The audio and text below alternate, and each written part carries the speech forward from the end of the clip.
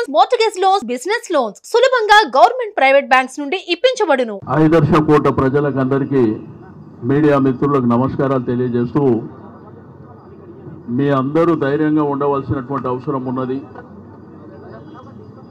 6 రోజులైనా ఒక్క ఇల్లు కూడా కులగొట్టకుండా ఆపే బాధ్యత మాది అని చెప్పి నేను ఈ సందర్భంగా తెలియజేస్తా ఉన్నాను. చాలా చూసిన మీ తాటాకు సప్పులని. మనకు స్వాతంత్రం వచ్చి 75 సంవత్సరాలు అవుతుంది. బట్ ఈ మూసీ రివర్ కానీ, ఈ ప్రాంతం కానీ, బాపుఘట్ ప్రాంతం కానివ్వండి, అదేవిధంగా షదర్ఘట్ ప్రాంతం కానివ్వండి, కొన్ని 50-60 సంవత్సరాల క్రితం, కొంత అయితే 70-80 సంవత్సరాల క్రితమే ఇక్కడ నివాసం ఏర్పాటు చేసుకున్నాం. ఈరోజు మున్సిపల్ ట్యాక్స్ కడుతున్నాం, కరెంటు బిల్లు కడుతున్నాం, అదేవిధంగా వాటర్ బిల్లు కూడా కడుతున్నాం.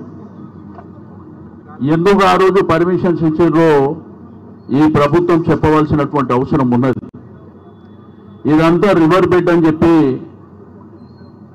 3-4 రోజుల నుంచి అధికారులు అడావిడి, ఎక్కడ చూసినా కానీ ఆ మార్క్ వేసిపోవడం అనేది ప్రజలని ఒక భయానకమైనటువంటి వాతావరణంలో నెట్టేసి ఈరోజు గడిచిన 10 సంవత్సరాల్లో కేసీఆర్ గారి నాయకత్వంలో ప్రభుత్వాన్ని మీరు చూశారు.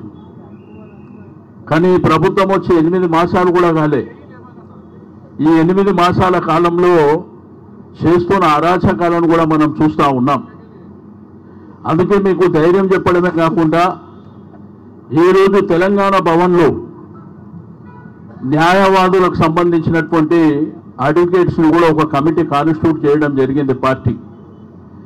ఈ కేసు కూడా మేమే కొట్లాడతామని చెప్పి నేను ఈ సందర్భంగా తెలియజేస్తా ఉన్నాను. ఎవరు కూడా మరి భయపడవలసినటువంటి అవసరం లేదు. ఈరోజు బుల్డోజర్లను తీసుకొచ్చి హైడ్రాని ఒక మంచి వాతావరణాన్ని చెడగొట్టేటువంటి ప్రయత్నం చేయడమే కాకుండా డబుల్ బెడ్రూమ్ ఇల్లు ఇస్తామని చెప్పేసి ఒక జీవో ఇచ్చింది గవర్నమెంట్.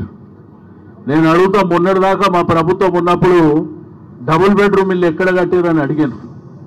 మరి ఇప్పుడు ఏ డబుల్ బెడ్రూమ్ ఇల్లు ఇస్తారో చెప్పవలసినటువంటి అవసరం ఉన్నది.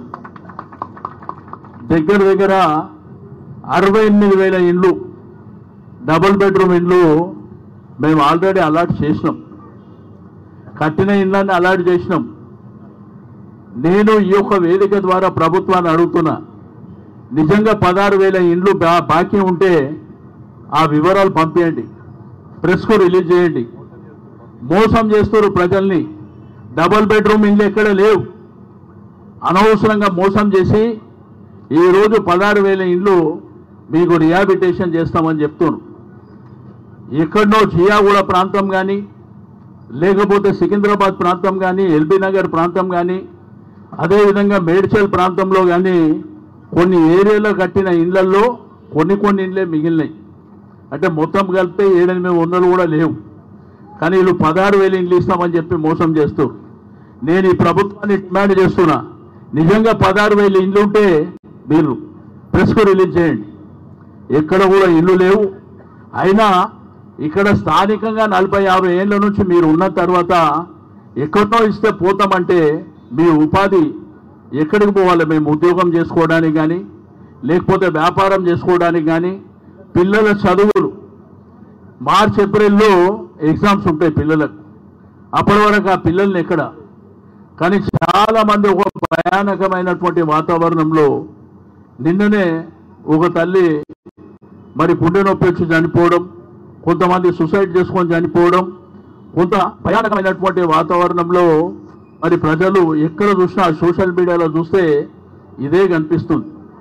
నేను టీఆర్ఎస్ పార్టీగా, బీఆర్ఎస్ పార్టీగా మీ అందరికీ మేము హామీ ఇచ్చేది ఒకటే, మేమున్నాము, మీరు అధైర్యపడకండి, ధైర్యంగా ఉండండి. ఈ రోజు నుంచి మీరు ధైర్యంగా ఉండండి. మేము చట్టపరంగా, న్యాయపరంగా కొట్లాడేది డెఫినెట్గా కొట్లాడతాం. రెండోది, ఎక్కడికక్కడ మా పార్టీ కానివ్వండి, మా ఎమ్మెల్యేలు కానివ్వండి, మా నాయకత్వం కానివ్వండి, మేమే కొన్ని ఏరియాలు పంచుకొని ఆ ఏరియాలలో మీతో పాటు మేమే ఉండడానికి కూడా సిద్ధంగా ఉంటాం. కానీ మీ మీద ఎటువంటి ఇబ్బంది ప్రభుత్వం తలపెడితే ఏడికైతే ఆడికి కొట్లాడడానికి మేము సిద్ధంగా ఉన్నామని చెప్పి నేను ఈ సందర్భంగా తెలియజేస్తా ఉన్నాను. సుమన్ టీవీలో మీ పర్సనల్ అండ్ బిజినెస్ ప్రమోషన్స్ కోసం కింది నెంబర్కి కాంటాక్ట్ చేయండి.